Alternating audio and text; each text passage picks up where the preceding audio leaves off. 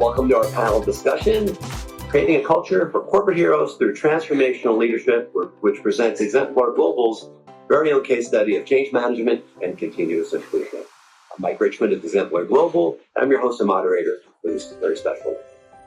Today I'm joined here in Sydney at the holidays, you can probably see, by Brian Weeks, who is our Chief of Staff, and Remy Dada, who is our Operations Manager. And today we're going to share with you our own little case study, as I mentioned. It's a little different presentation than maybe ones that we've seen us do before. We're going to have a conversation about, again, change management, continuous improvement, empowering your team members, and really letting everybody get involved in the culture of change that we all really need to engage with. So, Brian, I'm going to start with you, because this has been a journey, and you saw the journey at the beginning. So, at the beginning, when was that, first of all, and what was the look of the organization like at that point?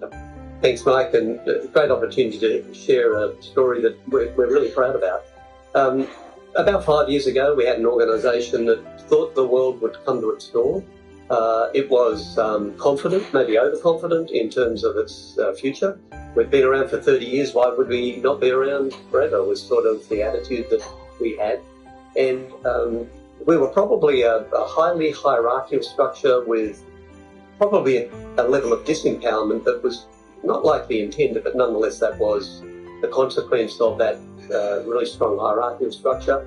And people were happy, frankly, to be spectators of the business as opposed to being part and parcel of being engaged and being involved. So our business results were telling us that change was needed if we wanted to move to a different place.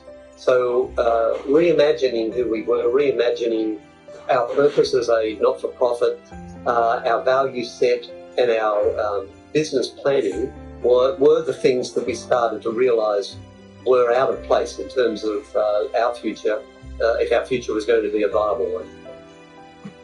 And Ernie, you came in kind of midstream on this a few years after that. So what did you see as that journey kind of began, and what did you add to it? Well, when I joined, journey had already started, and as you said, we were already like 2 years down the line, and I saw the intention to embark on this amazing journey. There was a great support, there was a great plan. But when I came in, I realized that there were certain, roadblocks in this journey, particularly in terms of understanding the data, understanding how different departments work together.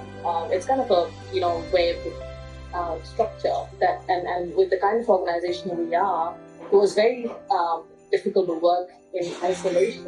And one of the things that I realized was, data was very important, and that is one thing that could bring people together and kind of kill that isolation and make that journey better. So I hope I was able to contribute to that journey. Well, in fact, the people were actually happy being isolated because I had a role, I knew my role, I do it well, sort of leave me alone. So that isolation was something we felt comfortable with that didn't help the business as a whole. And Ernie was one of those people that helped us understand just what that gap looked like. Yeah, that's right. So when I came in, the isolation was almost like a comfortable place for people. So the first question was, how do we get people out of that comfort zone to know more, ask more questions, challenge more, so we can make this journey better? Also, it was at very specific levels. It was also about how do we empower people at every level to, embark on this journey with us. So one of the things that, we started talking about and we're aiming for in the next few years was to bring everyone along, not to let anyone. We had too few leaders. We had managers, but too few leaders. And the notion was, everybody could be a leader in this transformation. And what was our culture, we knew were one of those things that had to change. So how do we empower people? How do we get people engaged? How do we get people interested in the business? And part of the culture change was some of those people that were in the old culture didn't want to change, and so the change they made was they chose not to be here. What it gave us the chance to do, though, was bring in different thinking, different talent, people not steeped in the history but aware of the history, but much more focused on where it is we wanted to go. And we were able to focus on a culture of how do we empower people, how do we look after their well-being, given that we had no office anymore. People were now working in isolation, which would have implanted that isolationism even more. So it's that level of connectivity that really challenged us without an office. And what have we got now? People working in 12 different locations around the world. So there's a challenge in terms of how do you connect and how do you make people feel like they belong. You know, in terms of empowerment, we also realized that the reason people were not feeling empowered is because sometimes we have incorrect syntax. So there was kind of a notion of transactional leadership, which came with hierarchy. So people were thinking there's a management and then there's, us. Yes. So it was a big thing for us to, close that gap as well, to change that syntax, not just in terms of, when verbally, when people speak, but also in their minds. So what you're saying is when you say syntax, you mean there was a sense that if it's not specifically my job and I'm a manager, well, let that person deal with these bigger issues. I'm not going to take ownership of that. Either I don't want to, or maybe I don't feel like the permission structure within the organization that lets me do that. Yeah, so I don't feel empowered, and if I don't have the title, I cannot lead. Right. That was the basic mindset. So we had to, start there as well. But one of the things we did, we had a CEO with a vision, and that was a really important piece. And one of the things we decided to do was, well, what did the 30-year journey look like?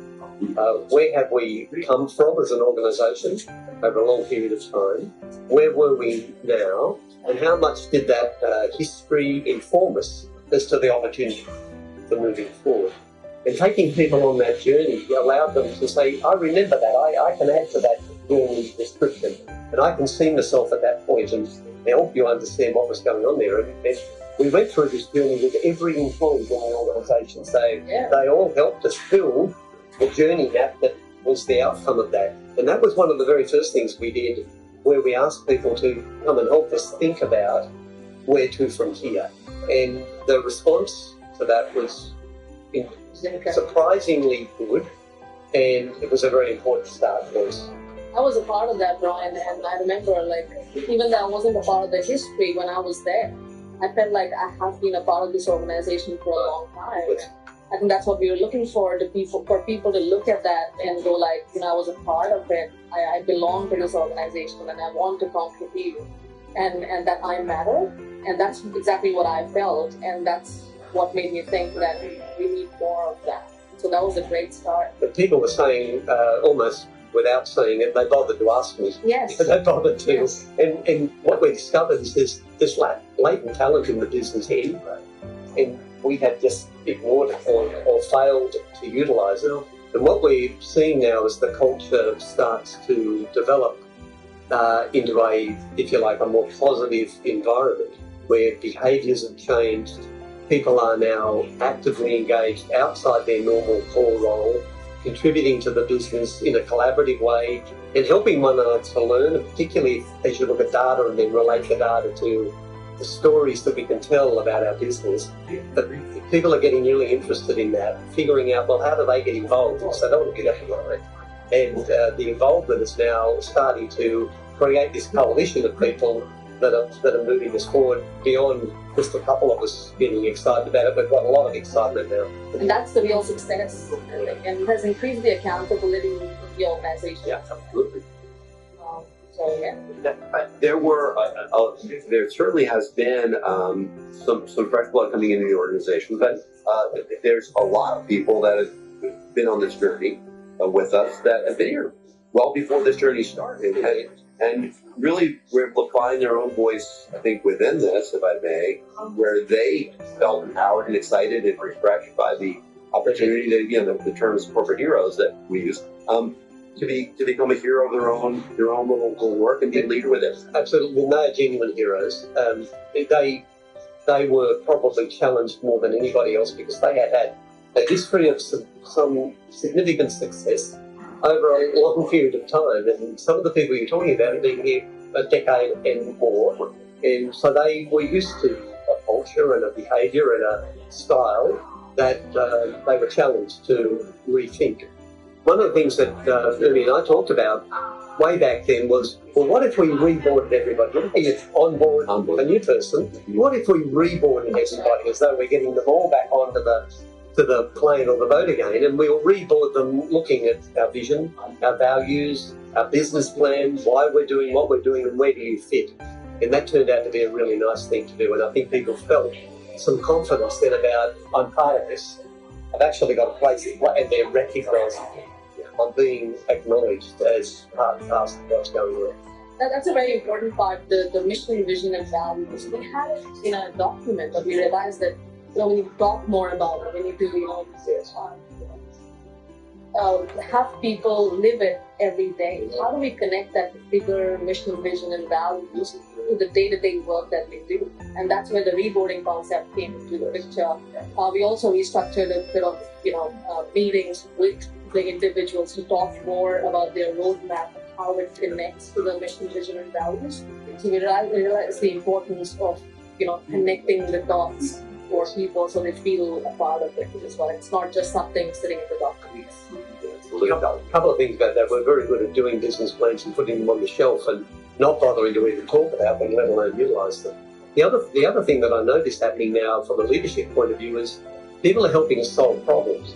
Previously, you would just say, Ernie, I've got a problem, and throw the ball over to you. Now we're saying, but there is something going on here, and there's a more of a resolution around, I'll own some of this, or I'll work with others to resolve the issue that there might be. And these issues are never things that we try to overcome, but they do challenge people because it's gone wrong, and previously, what am I going to blame, or who am I going to throw the problem to? So this ownership of the business in terms of how do we cope with those things that are unplanned is much, much higher now than it ever was before. And it's as I would see it, it's somewhat of a psychological effort as well, because there's so many intrinsic things that motivate people. We always talk about money, and we want to pay people more. Of course we do. That's always the goal. But there are so many things that motivate people who want to do their best work, right? They feel like we're our own best selves throughout our lives, including at work. So what kind of were some of those intrinsic and extrinsic, I guess, motivations that we found with people that we want to kind of bring out of them? It's a great question, and as soon as you take the lid off, really good people will find a way forward, and they'll be almost freed. Yeah. So you want my point of view. I actually have a lot of information because I've been here for a long, long period of time. But if you don't tap it, then you either don't feel like it's welcome, so I won't take the risk, or why should I bother? Sort of an attitude. But as soon as you take the lid off, as soon as you open it up, as soon as you invite, the information flows, and people have things to say, and they have ideas. We've got to learn to listen as opposed to just instruct. And as soon as we started listening, we found more and more ideas coming to the table in a structured way, the genuine interest, to the company, to move towards a single direction. There was less isolation. And when we were talking about people who've been here for a long time, the benefit we had was they've seen the past, they have the experience, they know how the organization works. Now they could see the change. So they were motivated.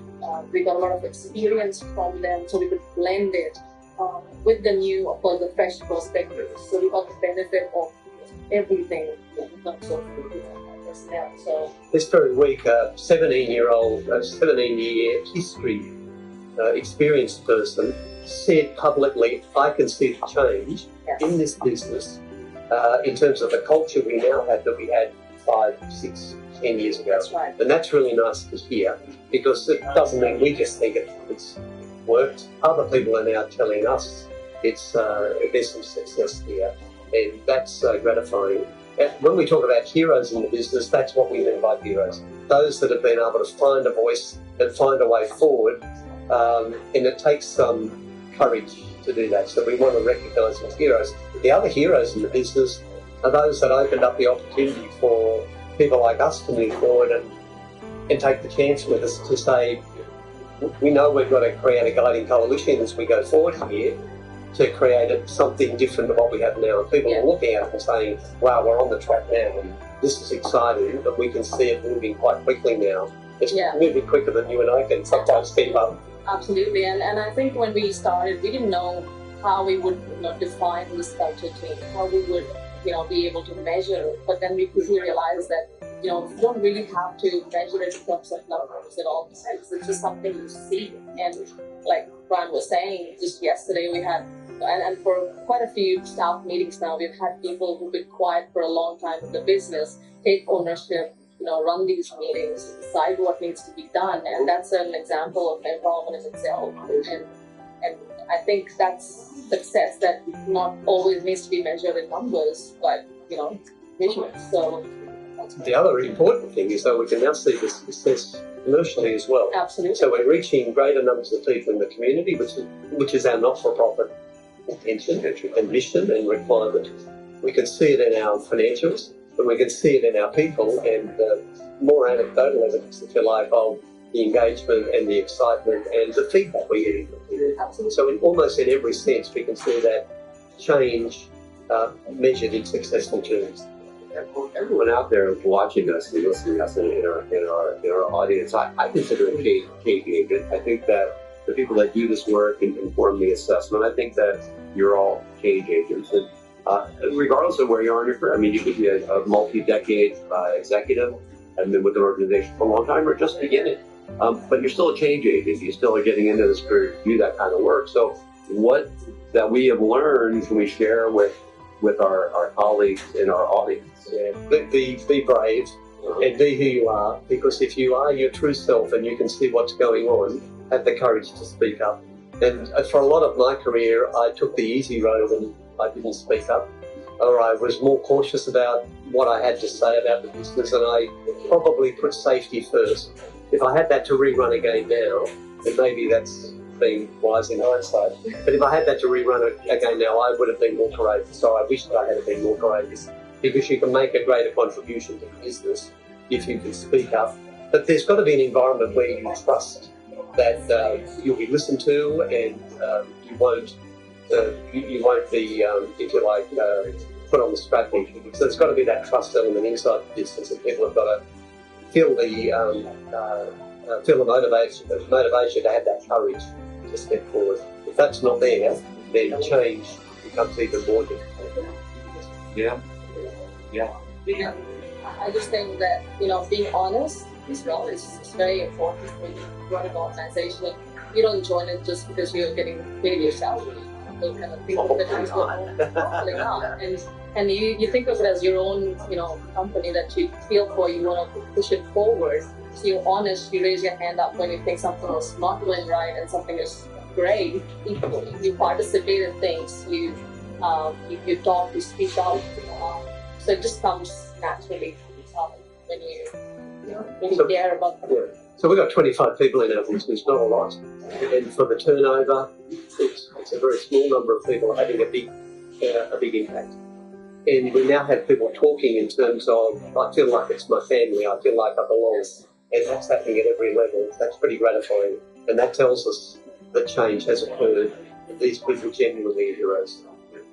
Yeah. And I always like to think about fear. I don't like to think about fear, but I always think about it in context of this as fear is a killer within a culture of an organization, because it affects everything. It affects your ability to want to, again, speak up, reach out, take a chance. I mean, if you fail 9 times, but you're confident in trying for the 10th, and that 10th idea is the one that really moves the organization forward, because that's exactly the kind of culture of an organization that you want folks to be.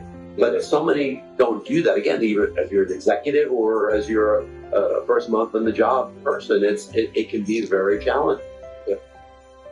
If people understand we want to hear from you and we genuinely listen to them, and if every time they bother to speak up, you don't put them down or you don't tell them that they're wrong, if you can work with them and influence the thinking and the behaviour, then that's a far more successful approach than having the authority all in the hands of one or two people. So if you're going to do that, then that's a different sort of organisation with a different sort of culture. And in military terms, that probably works well. If you're running a business like this, that's going to be hard work. And all of those success measures that we've observed would not have come our way if we hadn't managed it in that way.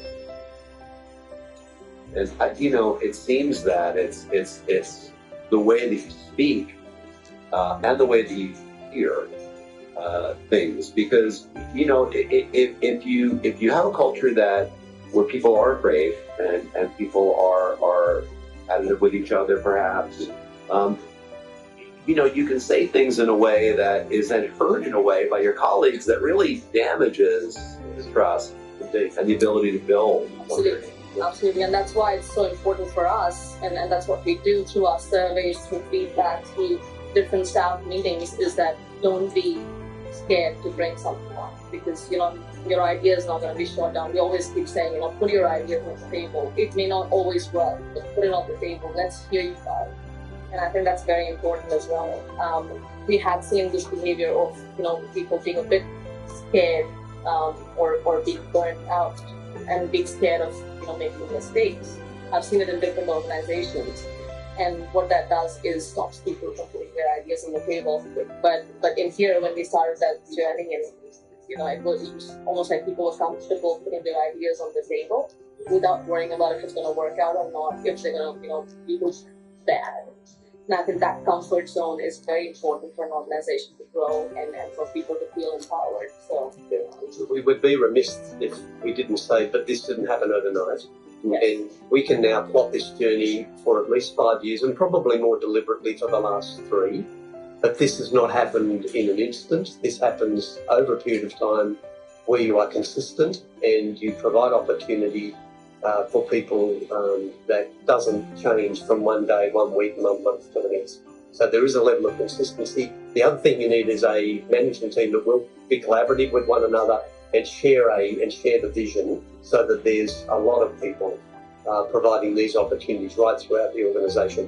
What we know, Mike, for sure, is people will respond, and the good people will respond and want to be part and parcel of the very important part of their life, that is their job and their working environment. Absolutely, yeah, it's very important. So, have we? I mean, is this the end of the journey? Are we kind of? Is this? Are we done? Are we close to being done with this? Are we where we want to be? The journey will never end, and it should never end. So it's one of these more infinite journeys in terms of we've still got ground to make, but we've also got to make sure we don't lose ground. And it would be very easy to say, well, we're satisfied with status quo.